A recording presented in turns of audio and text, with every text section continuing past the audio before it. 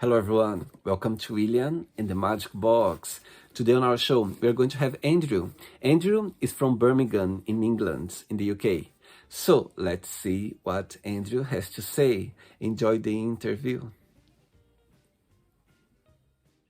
Hello. Hello, nice to meet you. Hello, Andrew. Nice to meet Yeah. you too. So, Andrew, tell me where you're from.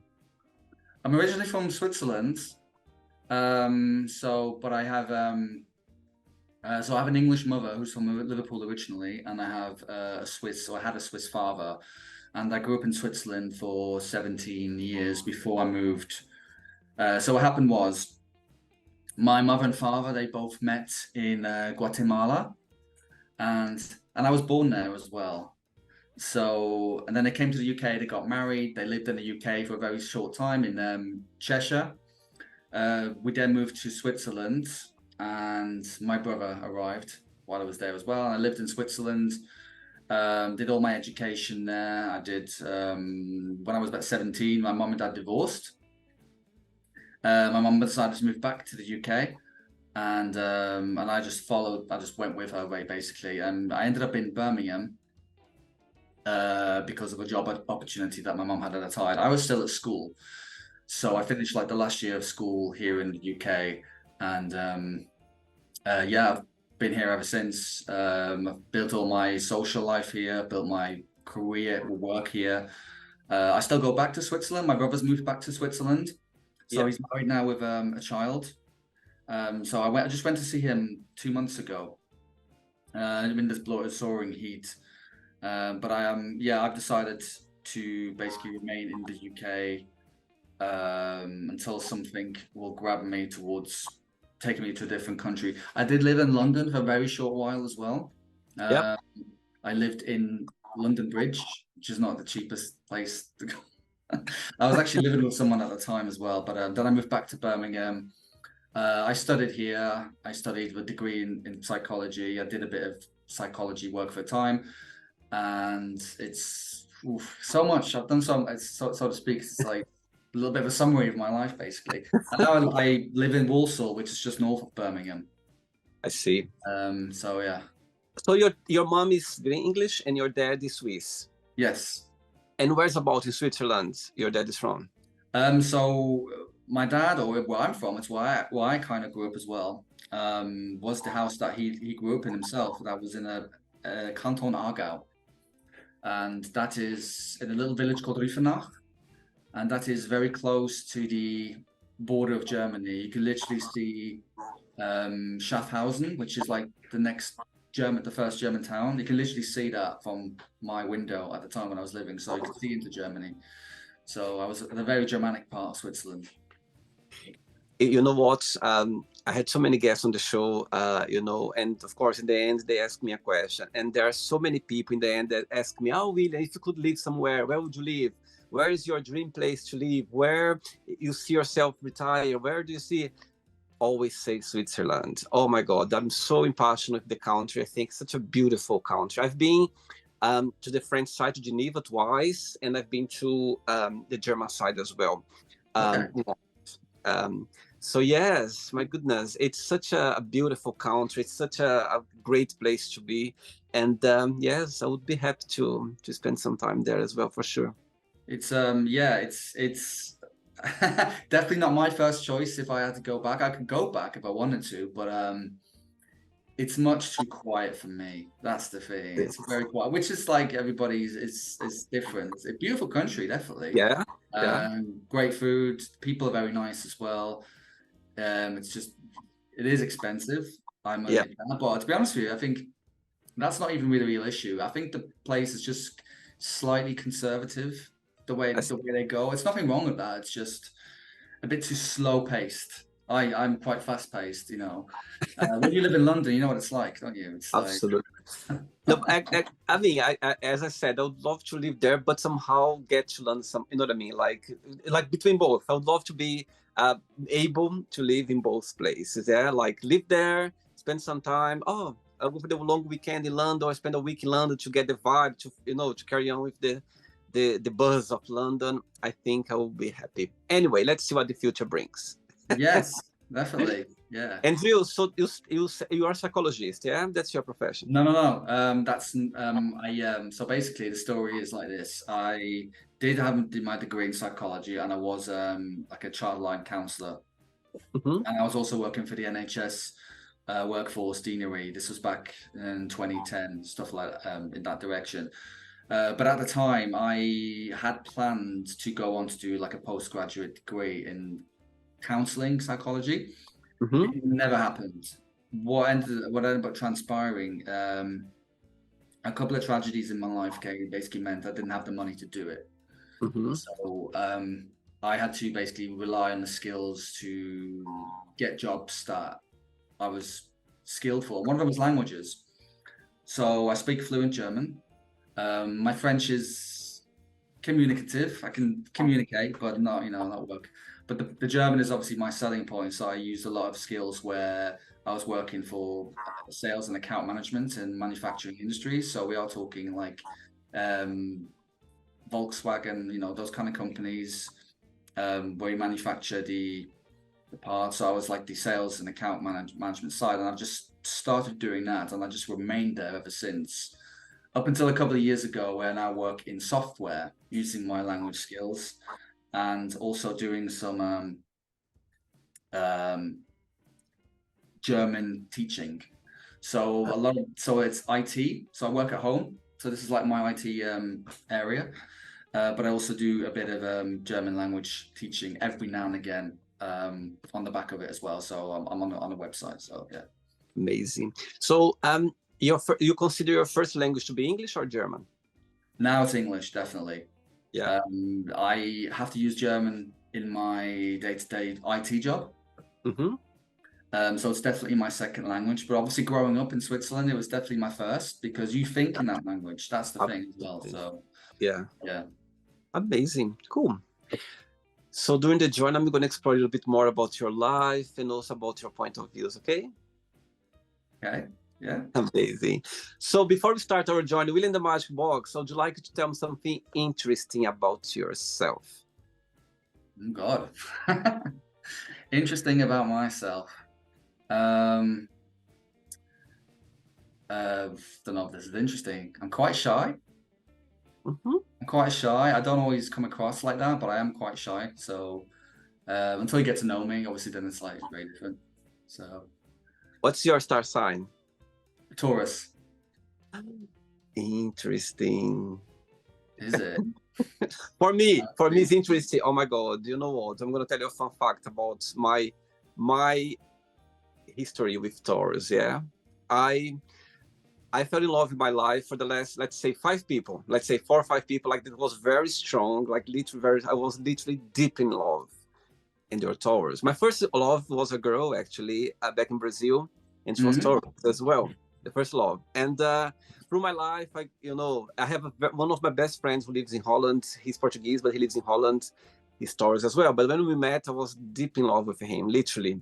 Became best friends. I have at least 3 more people that literally, when we met, I connect so deeply, but it meant to be friends. So when I meet someone special, I go like, what's your star sign? When they say Taurus, I'm like, oh my God, we're going to become best friends. Well, there we go. Yeah.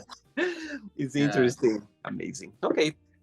Are you ready to go on a beautiful journey through memories in life and share your point of views? Mm-hmm.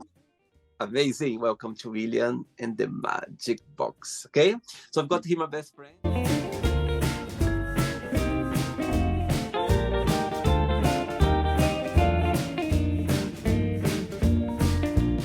From the fun questions, I'm just gonna play a song now just for us to relax a bit before the first question, okay?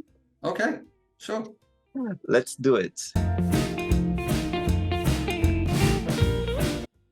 All right. Okay, Andrew, during the journey, if it comes up a question that you don't want to talk about for some reason, you don't want to answer, I always can change, okay? Okay.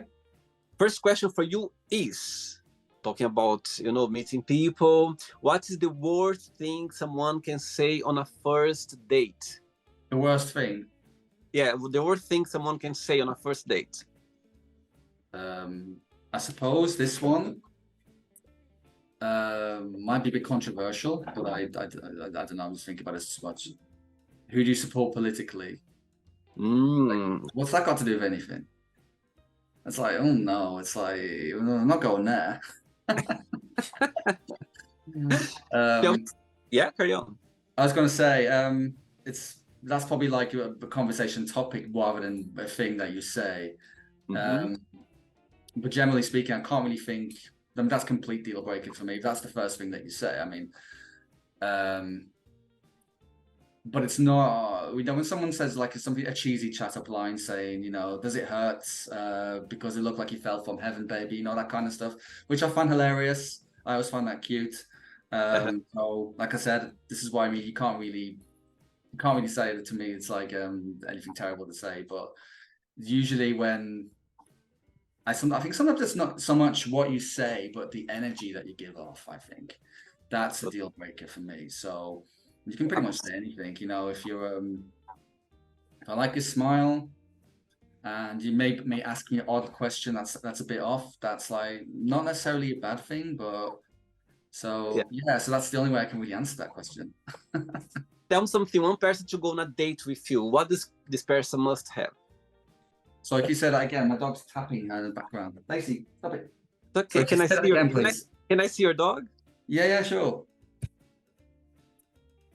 There are you. Lacey, come here. Oh, sweet. Come here. Oh, that's so sweet. I saw some pictures on your profile. I was like, oh, that's... Yeah, she's funny thing is she's currently in season. And she's got a slight itch, and every time she itches, she taps the floor with her leg, so it's like a bit of a humping sound. So sorry about that. It's okay. Actually, I cannot hear. Yeah. So my question is, one person to go on a date with you, what this person must have? A sense of humor. Yeah, definitely. I have a very dry sense of humor. And when you first meet me, I might say a few things, and people might get it straight away. Or sometimes it takes time, but it's like, oh yeah, that's like joke. But if someone is like that as well, then you know, I quite like that. So it's a plus. Yeah. Okay. Next question. Hey, Andrew. Next question is, my God, look at this question. Who was your first crush and why? Oh, this is embarrassing. Why? It was a video game character. Okay, absolutely. Who was that? It was a video game character called I don't know if you played any familiar video games. Anyway, it was a video game character called Jin Kazama from Tekken. Don't know if you've heard of that. No. I'm a big geek and nerd when it comes to that kind of stuff. So I'm a big anime fan, I'm manga fan, big comic book fan, video game fan, obviously, as well. And when I remember having that video game and I was playing as this character, a big muscly guy with tattoos. And at the time I thought, you know, that's what I want to look like, because I was only like 14, 15 at the time. I wasn't thinking much of it. It was only about a year or so later I started to fantasize about him in a different way. But he wasn't a real character. He looked real, you know what I mean? So I suppose that was my crush. So yeah. So. Oh, very good. Next question.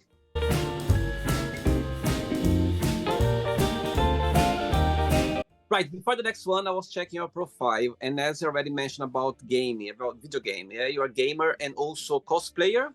Yep. So tell me a little bit about your journey. Well, I've always been interested in doing it. Like I said, big geek. Superheroes or video games, actually video games especially, have always been my go-to. And I think I started properly cosplaying back in 2016. And I think it was mainly before that I had heard of comic book conventions, but I've never really gone to one before. So I did go to one in 2016. It was like a London one, Comic-Con. I met some famous celebrities there, and I saw these people all dressed up as characters. In fact, I saw one dressed as Link from Legend of Zelda. I don't know if you heard that. It had like the proper styrofoam sword, amazing, you know, all costumes and stuff like that. And I remember coming back thinking, well, actually, why don't I do something like that? And it's like, and people put you off saying, oh, you know, it's like, oh, you're probably getting too old to do that kind of thing. It's like, no, it's like, you're never too old. And at that point in my life, my father had passed away literally a year before. So I was still kind of, it was almost like a new chapter in my life began. And I thought, what's a lot of stuff that I haven't really explored yet, what that interests me? And I thought, okay, I've always liked dressing up. You know, that's what gay guys like to do most, dress up for Halloween and stuff. But it's like, maybe I just don't want to do it for Halloween. Maybe I want to do something a bit more thorough. Yeah. And so I decided to dress up as Ezio Auditore, which is an Assassin's Creed character, Assassin's Creed video game. And that's probably the pictures that you did see on my profile. Yeah. And what I ended up doing, when I went, because it was just a group of us. In fact, my friend Alex da Silva was there as well. He dressed up as Neo from Matrix. But I found another group of guys who dressed as the Assassin's characters, and we actually ended up doing a photo shoot together. So it was like me in the middle, these guys on the side doing all the poses. And I thought, oh, I really love this. I want to do this again. So my next cosplaying journey, I think, was around about Halloween time. I dressed as Sub-Zero from Mortal Kombat, which is like the mint ninja. It's all fighting related, I noticed.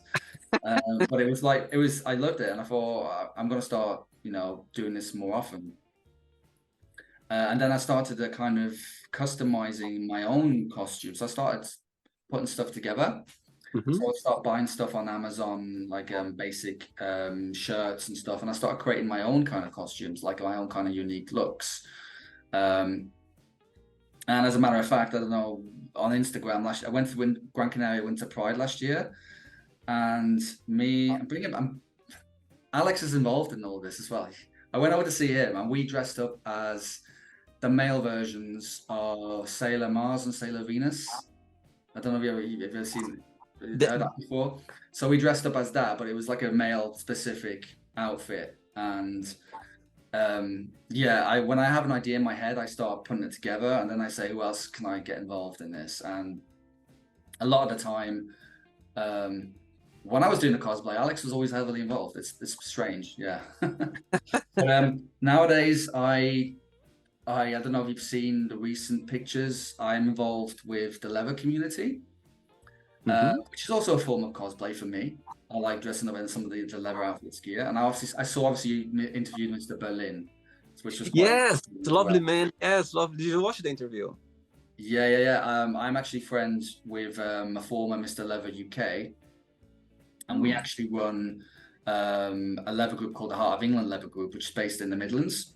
Okay. So I'm on that as a committee member as well. So we arrange meets, events like every other quarter. In fact, we've got a big event coming next year as well. It kind of evolved from that. So as a matter of fact, my cosplaying journey is taking me to Folsom in Berlin next month. I ordered a specific rubber outfit, Superman outfit. Wow. In black rubber to be made for me.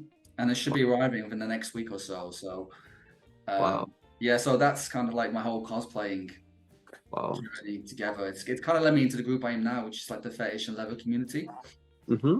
And it's gave me like amazing new friends and new social circles, really. So he mentioned about this part fossil in Folsom, yeah. And I was a bit confused. It's like, you don't know this part. I was like, no, I don't. I was a bit confused. Yeah, it's new. I Googled afterwards. I kind of had a look, and it's quite not actually. No, I didn't Google. I see other people as well posting about, oh, I'm going to this part next month, like getting their outfits as well. It's amazing. I think it's amazing for you to express the way you are, the way you think. It's like a new community for you now about the leather, the fetish.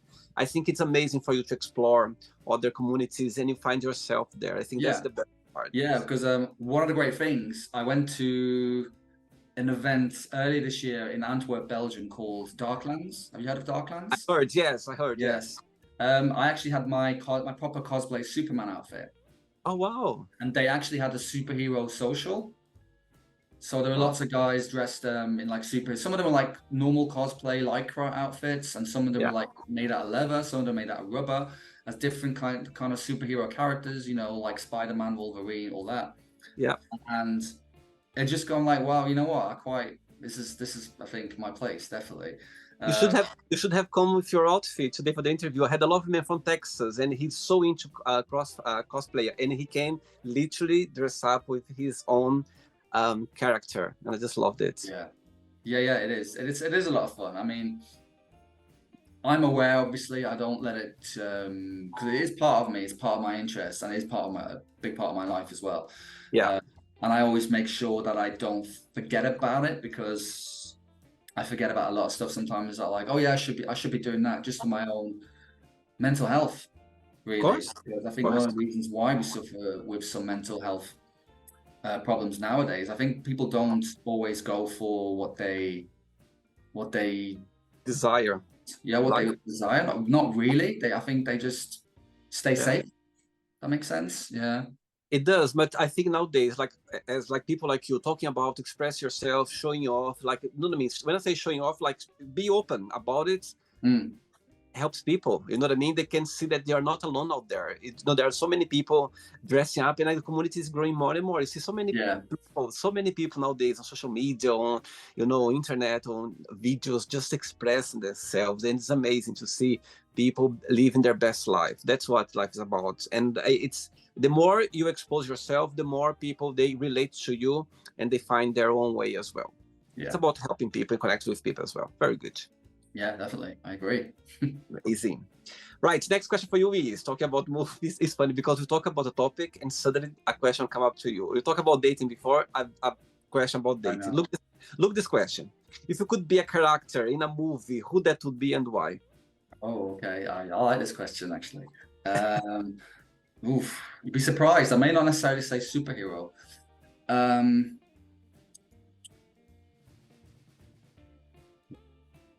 I think it has to be, it's got to be Batman. It has to be Batman, because he's got the millionaire lifestyle as the character. And at night, obviously, he has got all the high-tech suit equipment, and obviously chasing the bad guys. That's how I feel now. Tomorrow it's Spider-Man. And of course, your rubber outfit's coming soon, so it suits very well with the Batman. Yes. See? You see? Very good. Next question, Andrew. Let's do it. Next question is, what hurt your feelings? What hurts my feelings? Yeah. Dishonesty. When people are dishonest to you as a person. It has happened before. And I suppose it kind of leads me to creating barriers to certain people sometimes, which is why I think sometimes my shyness as well that's where it comes from a little bit, because I don't know if I can trust people. But yeah, dishonesty, lies. I think, I know it may sound like a generic answer, but it is true. I think it is true what they say. I mean, I've had friends in the past, literally, I don't see them for ages and months. And when I see them again, it's like we haven't, it's not, we haven't left. We're good friends. So some people I've not had that with. So, because they were not honest with me about certain things, so. When you think about yourself, Andrew, when you analyze yourself, what's the best part of being you? What do you like the most about being Andrew? That I like to call out the obvious when someone else is probably too afraid. That's got me in trouble in the past, but actually that's a tactic that I quite like, because I think it's a tactic that a lot of people are afraid to use, because they might, the backlash they might get if they say, if for instance, if everybody says the sky is green, and I say, well, no, the sky's blue, and everyone's like, how can you say that, kind of thing. So I know, I like that. That's a tactic that I hope I will never lose, because it's all about staying true to yourself as well. Yeah. Okay. Ready for another one? Ready? Yeah. Let's do it. Next one.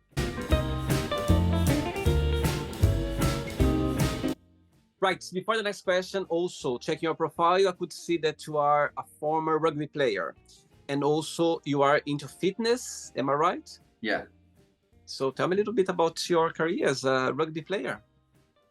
So I used to be part of the Birmingham Bulls rugby club in Birmingham between 2012 and 2015, and they are actually in the league now. So they are actually an all-inclusive LGBT rugby team. Mm-hmm. I think when we started, it was just called gay inclusive, but now it's obviously LGBT.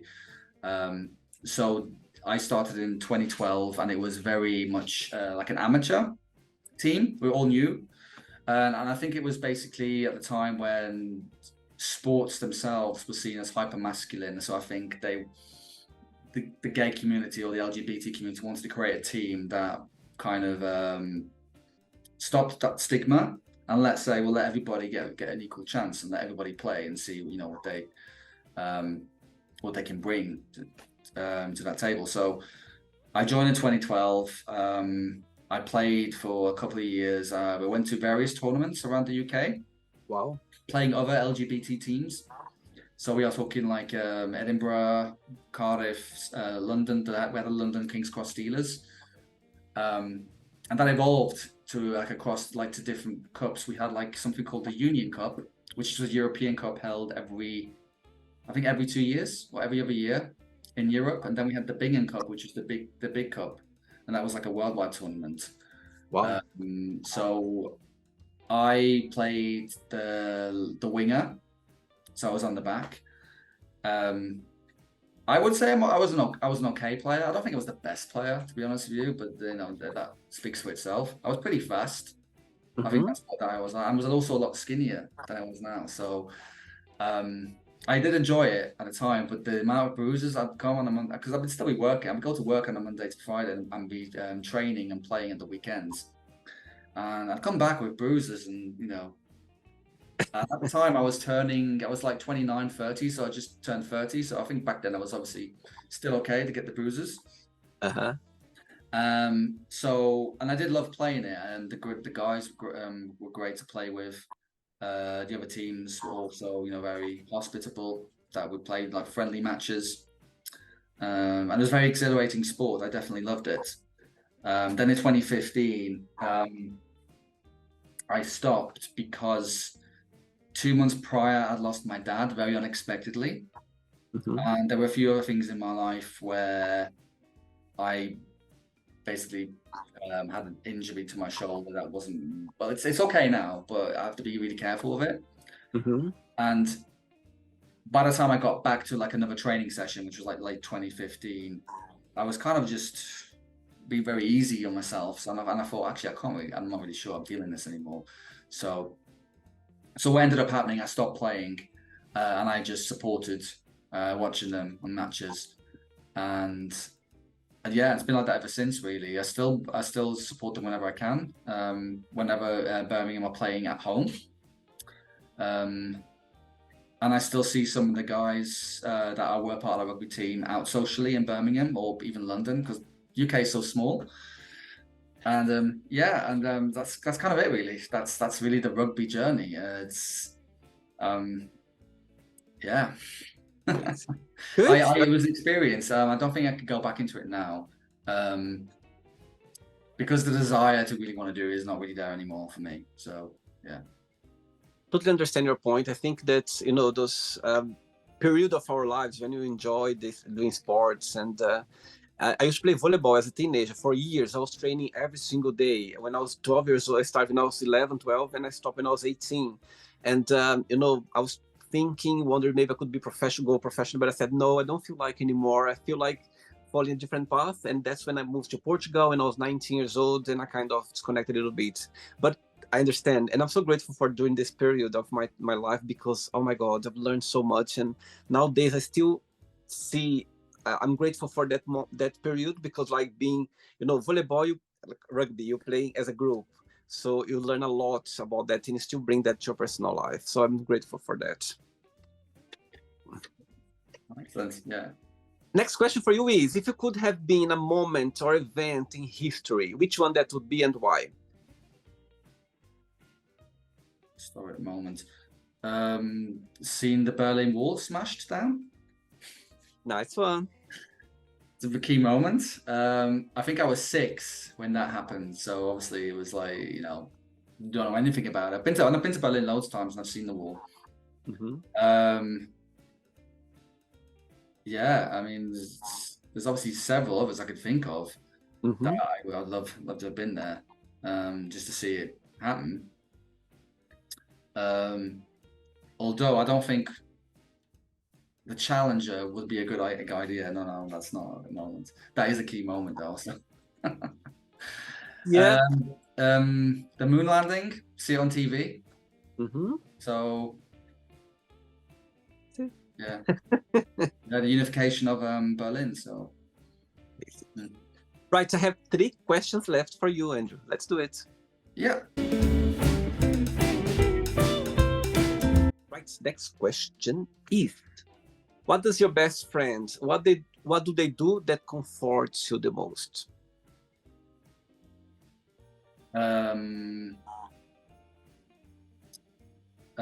Comforts me the most, banter. So I could say something, they say something back, and it could be just something really stupid. Like I had one friend who would say something. Actually, this is over WhatsApp. So he would say,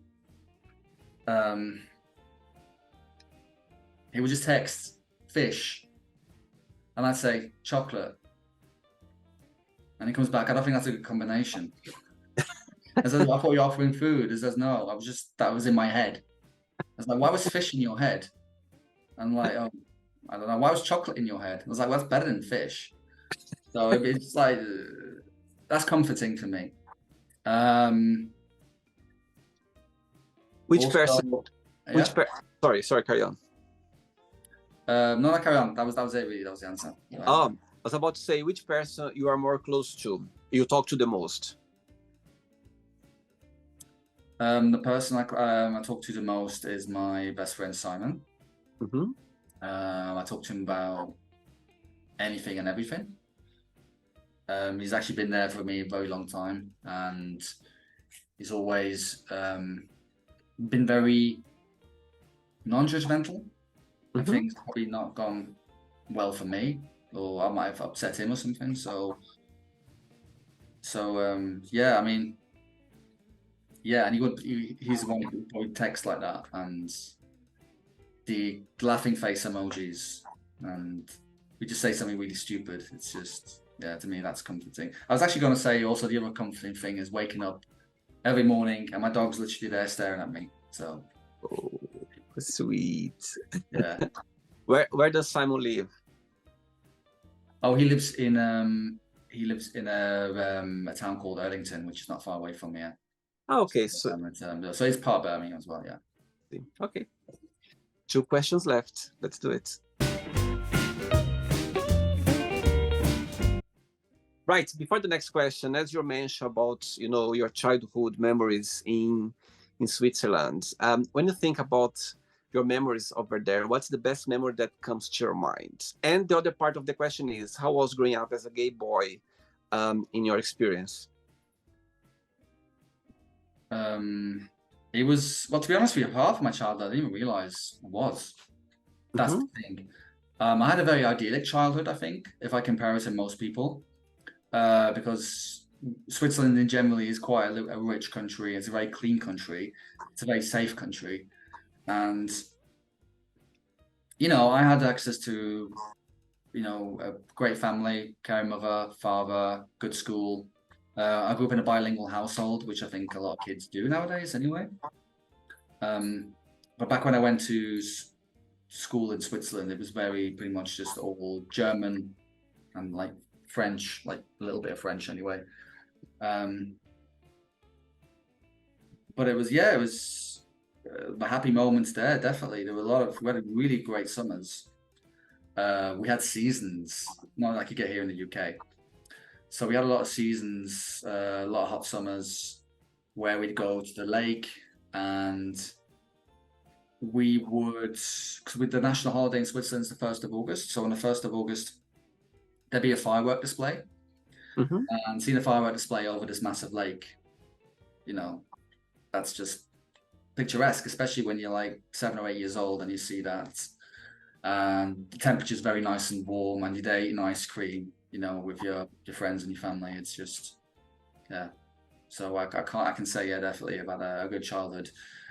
Growing up gay, I think I knew it was different. I think that was definitely the key thing. We always know we are a little bit different. Because I had a little bit slightly different interest than my male peers, probably. Like I wasn't that mad on football like they were, because football, like, you know, the big sport. I had like other interests. I actually had more interest in basketball, oddly enough. I definitely liked my reading, my books, more than I did watch TV. Mhm. Obviously, I did like watching like movies and stuff as well. So, yeah, I never really, like I said, it's not like I grew up saying, "Oh my God, I'm growing up gay," that kind of thing. It was just good. I was allowed to express myself. So, and I don't think I was like even a feminine boy either. I was just regular, you know, just a kid, just Mhm. who probably tumbles with his male friends every now and again, and just not thinking anything of it, and picking on the girls or whatever. You know, yeah, I was probably like that. This is what I mean. But you know, deep down, was I feel like was I a bit different? Yeah, but it's definitely not something that at that age you can really tell. You can probably tell, obviously, if you get into your teens, that's when you know, okay, yeah, I am like this. So yeah, it was also not a very homophobic surrounding, I've noticed. Wow. I mean, it was not really spoken about, especially in my village, but it acknowledged it was exists. But I remember not hearing really anything negative like anybody had to say. But I mean, obviously, even in schools, the word gay was used as a derogatory term, which would happen. Yeah, that was it. But that was it really. There was nothing really else. Um, I found out years later that one of my teachers was gay. I didn't know that. Wow. So yeah, This is and when we went to like the school festivals that were set up, he was there with his partner, who was another teacher, which I didn't know at all. But now thinking back on it, it's like, oh my God, yeah, they were, weren't they? So wow. this is like me. So I was kind of kept in the dark about it all, but it wasn't kept. It wasn't deliberately hidden away, saying, "No, you can't talk about it like that," I which see. is quite strange because it was also a very Catholic area where I grew up. So obviously they had like Catholic church and stuff, and we had like, because my dad was on the Protestant side, so it was like 50-50. We had Mhm. Protestants, we had Catholics. We had their church, they had their own church, and obviously we talk about God, and it was acknowledged really that, you know, gay people did exist, not in the church obviously, but you know, in reality. Yeah. So yeah, that's it. Happy childhood, and yeah. Amazing. Next question is, the questions are following all your thoughts, all your answers, question by question. It's like a following up of the next question. We were talking about is a following up the next question. Look, next question what comes up to you now. Who was your favorite teacher and why? God. That was Herr Schwarz, or Mr. Schwarz, as it's called, which is literally translated to Mr. Black. Okay. Was not the gay teacher, oddly enough. He actually told me when he was teaching me in school, he was originally from Wales, so he was actually a British guy. I didn't know that. So because yeah, he lived in Switzerland for many years, and he was a very engaging. He was a very much big man, big rotund man, big beard, a bit like Father Christmas, really, except the grey. But he would tell jokes. He would like literally, you know, when he's trying to teach something, he would use a real life example, and it'd be the most ridiculous thing ever. It was just side-splitting hilarious. And that's obviously what always made me remind me of him. Like what was the example I think he used was a maths question, and I think he said something like, if my wife wants to go buy 4 loaves of bread but she comes back with 6, how much, you know, something like that. I know it's not acceptable now, But but very creative, like very creative to yeah, because it was. you still remember, so it's But the thing amazing. is, though, he would, as sexist as that sounds, he would then say, well, what if she get, you know, what would happen is now if she gets angry and she like takes my money, moral of the story is he would use that example, but then obviously the wife would get her revenge at the end of it. So, he came back late from the pub. So instead of just waiting for dinner, she came to the pub and put the dinner right in front of him and in front of his friends. So yeah. So Oh, yeah, sweet. yeah. So no. Yeah, he was a good teacher. I think he might have he must have passed away by now, but yeah, it was like back in the 90s when this was happening. So. Ready for the last question? Hmm? How do I say ready for the last question in German? Bist du bereit für die nächste Frage? That's a lot for me to take. Are you ready for the next question? Well, you can ask this in two ways. You can ask the formal way or the informal way. I just asked you the informal way, which is Bist du bereit für die nächste Frage? If you ask it in the formal way, Sind Sie bereit für die nächste Frage? Sie sind bereit für die nächste Frage. Sind Sie bereit für die nächste Frage? Yeah. Wow, that's a lot. Wow. Okay. Last question. Let's do it. Right, but before the last question, as you're talking about, being a bilingual, growing up, bilingual, having your dad talking German and your mom English as well. For you at the time, it was easier for you at home, and of course, in your city, outside the house, you're talking just German. Just at home, you were speaking English. That's how it worked. I spoke English with my mom, and I spoke German with my brother and my dad. So this is why English was a second language to me when I was growing up. I see. But it felt very kind of it felt natural.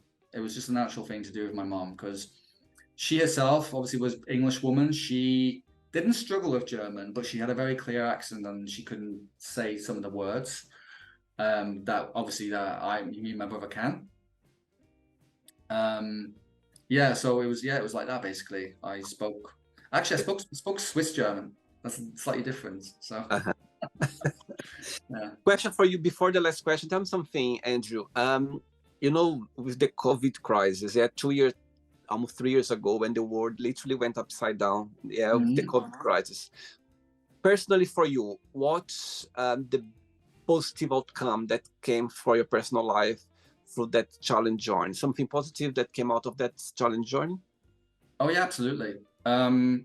This is the thing as well. It almost seems like a blur in the past now, that whole experience.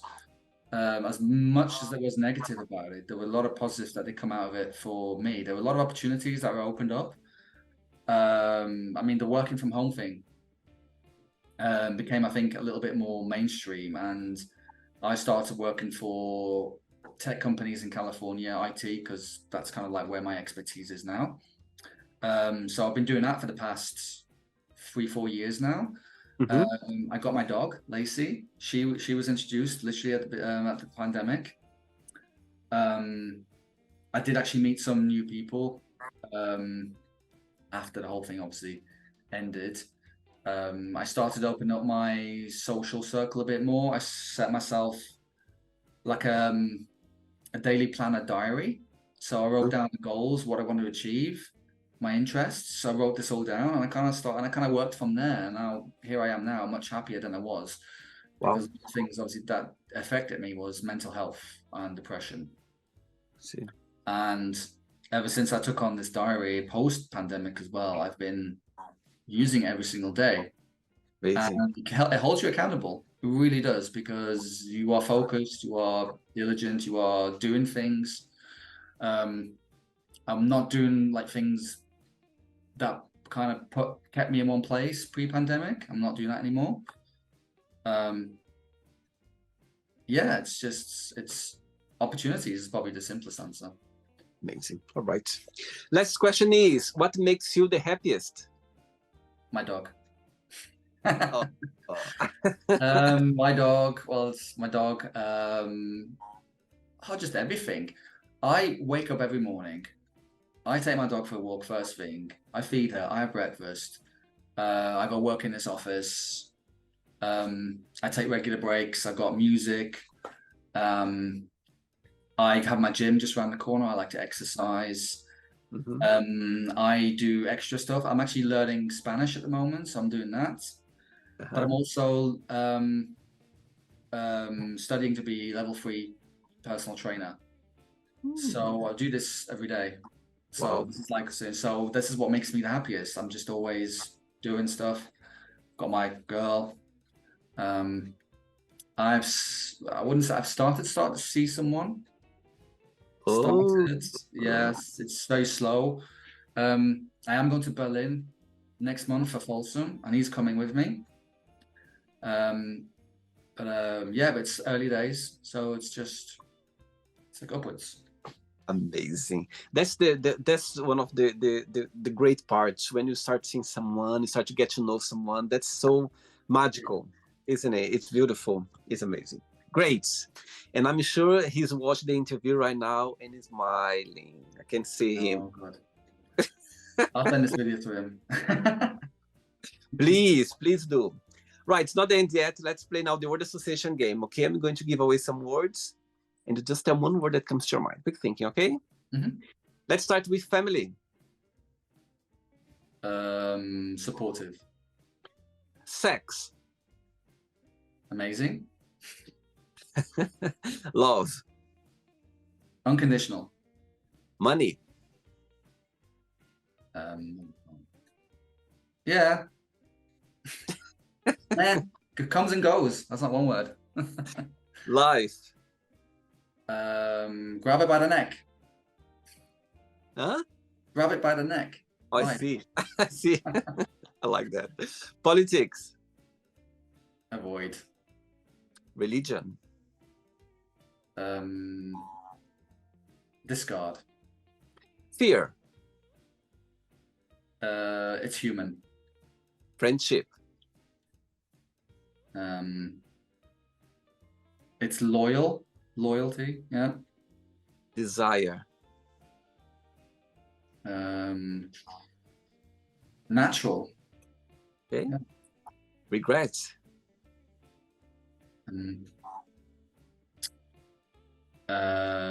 Positive. It's positive. Yeah. Success.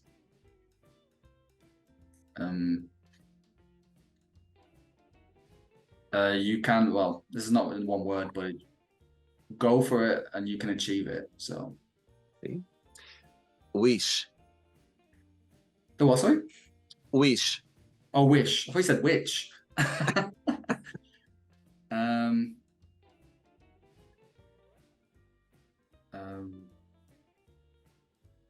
They are make it happen. Okay. Happiness.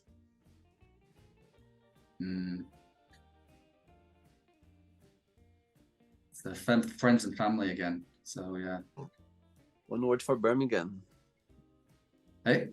One word for Birmingham. Ooh, one word for Birmingham. Central. One word for England. Misunderstood. One word for Switzerland. High maintenance. Oh, yeah. One word for rugby player. Sexy. Very sexy. One more, and the last one, cosplayer. One word. Fun. Amazing. Let's pretend now we're going to meet this lovely man that just came into your life. And I would ask him, what's the beautiful thing about Andrew and what's something that he still needs to work on, to improve on? What he would say so far since he met you? Okay. He'd say, oh, he's a very funny guy. He's a very good looking guy. He doesn't take himself too seriously. He's very grounded. He's not, he's very open and honest. So he doesn't, what you see is what you get. He has a bit of a temper, I've noticed. If he feels passionate about a subject, you can tell when he starts talking about it. Okay. So maybe bring it down a bit. So, and I did actually have someone tell me that. So, So I know. Crazy. Right, let's play now, Andrew and the Magic Box, and you can ask me a question. Okay. Right, but before you ask him the question, tell me what's your favorite German word? Schadenfreude. Which means? It means, that's the thing, there's no English word for it. It means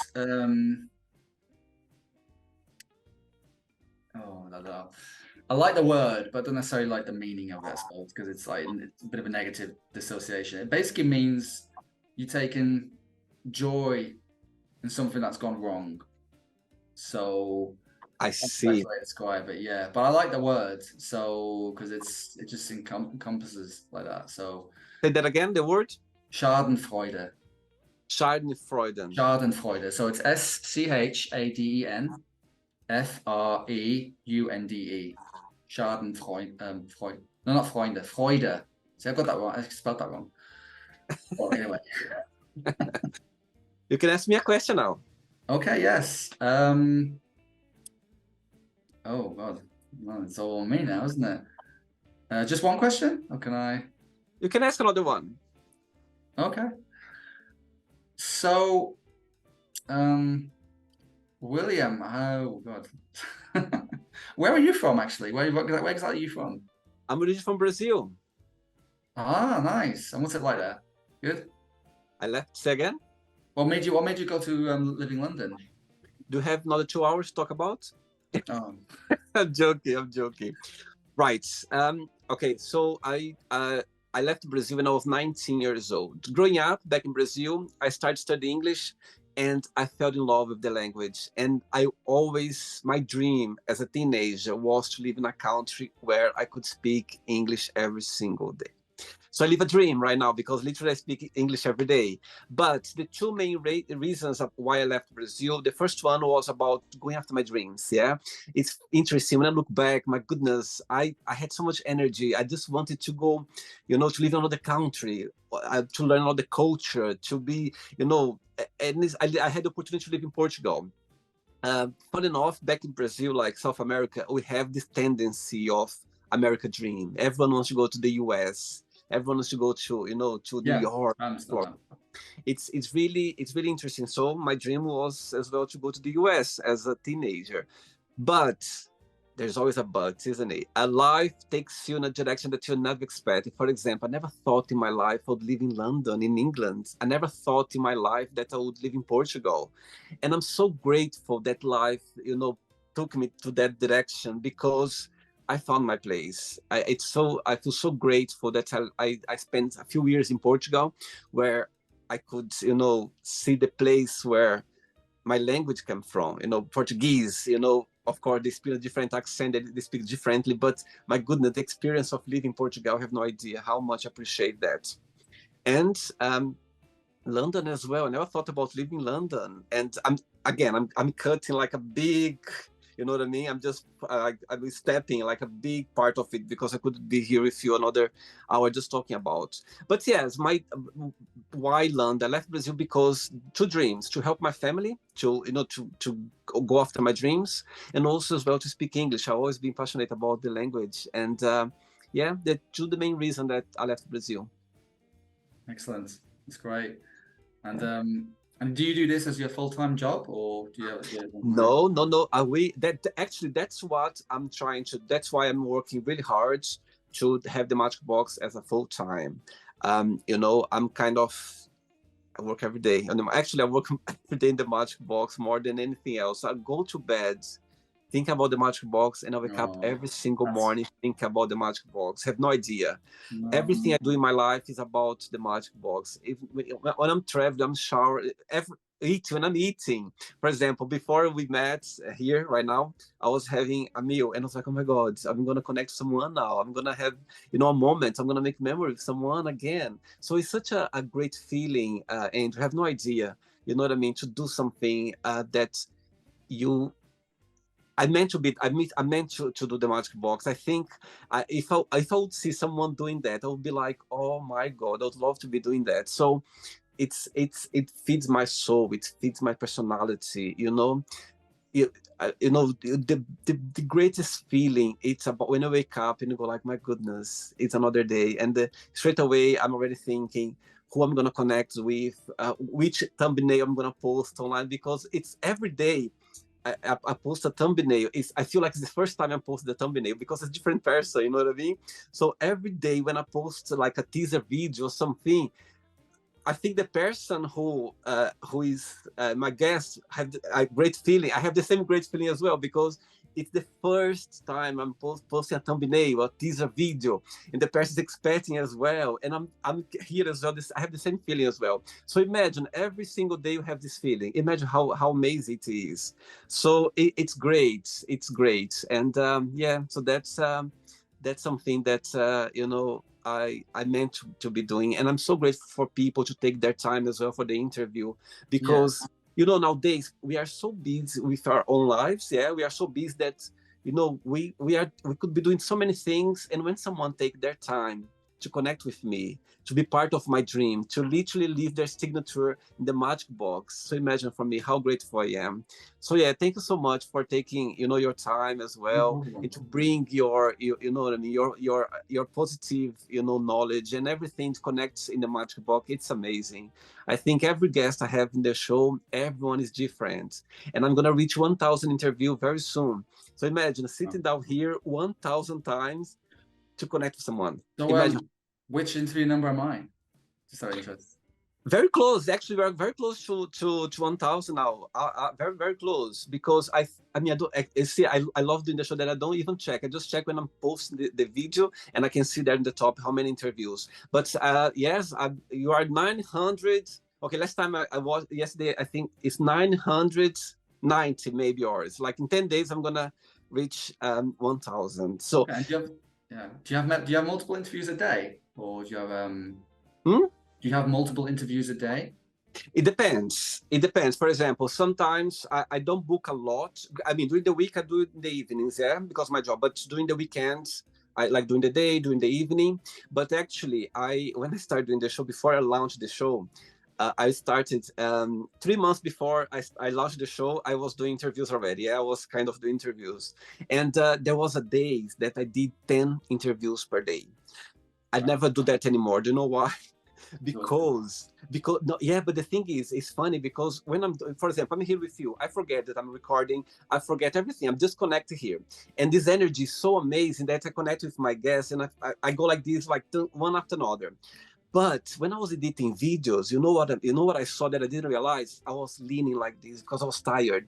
Physically, I was tired. Here, I was like exploding, like, you know what I was here, but I was like this. I was leaning. I could see myself, like my body language was really tired, and I was like, oh my god, look at me there. So I could see that wasn't a good idea to book. So, but again, I got so excited about it. I was doing one after another. But nowadays, I try to do 5. You know, 5 interviews or 4. It depends the day. Sometimes I do 2, 3, 1. It depends. It depends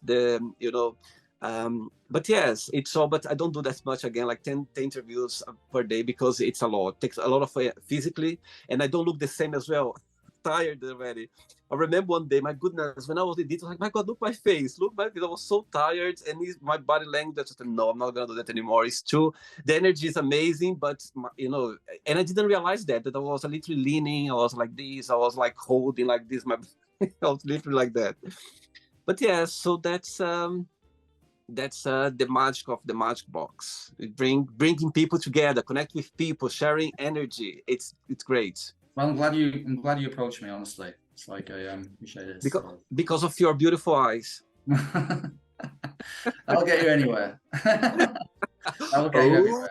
I'm joking. No. Okay. People, they ask me very often this question: why did you choose me? Or why did you approach online? And honestly, there are no criteria, because I strongly believe everyone has a story to tell.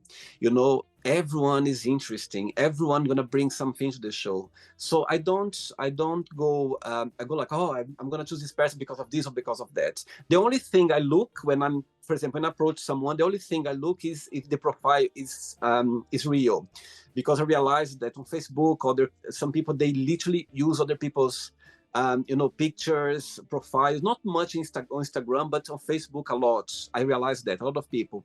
So when the profile comes along and show up on my feeds, and I go there and I feel like I'm gonna invite this person, and so I check a little bit just to see that is real, and I tend not to look too much information because I like to get to know my guests here on the show. For example, I made some notes here. I put Andrew, former rugby player, gamer, fitness, cosplayer. So I do some notes, a little bit of notes, just for me to know more or less about. But again, I don't want to see much information because I like to get to know my guests on the show because it's more natural and they're connecting, and that's what I like. So I don't look much. But yes, there are no criteria. I absolutely agree what you're saying. So absolutely. Did you have a good time? I did. Yes. Thank you for this hour. Oh, it's been over an hour. Yeah, can't believe it's gone that quick. So, thank you so much. Thanks for taking the time, for being sweet as well, and so open about your life. Okay, thanks so much. Well, thank you for having me. So, and before you go, if you can share a positive message or anything that you live by. Go and grab your dreams, because it might otherwise be too late. So, I love that. Amazing. Go. Don't stop. Just go. The quicker you can. Why not? Got it. Amazing. Thank you so much. Okay, Andrew. And you keep in touch. Okay, it was a pleasure. Okay. Can I say goodbye to her? Let's see if she wants to. Can you come up? Come up. Come up.